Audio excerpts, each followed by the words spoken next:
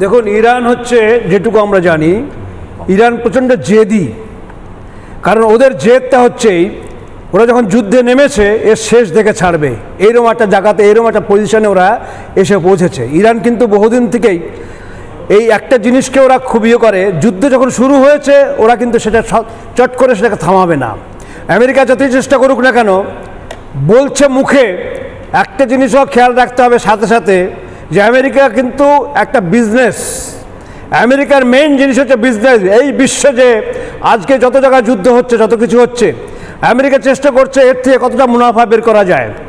এই জায়গাটা যদি থাকে তাহলে পরে আমরা বলবো যে ইরান এবং ইসরায়েলে যে যুদ্ধ হচ্ছে, এই যুদ্ধ খুব চট করে থামবে না।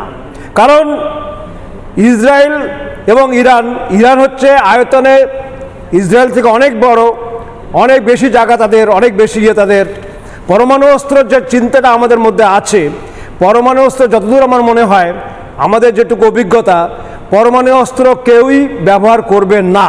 কোনো দেশ চায় না যে একটা বিশ্বযুদ্ধের দিকে এগিয়ে যাক এই পৃথিবীটা।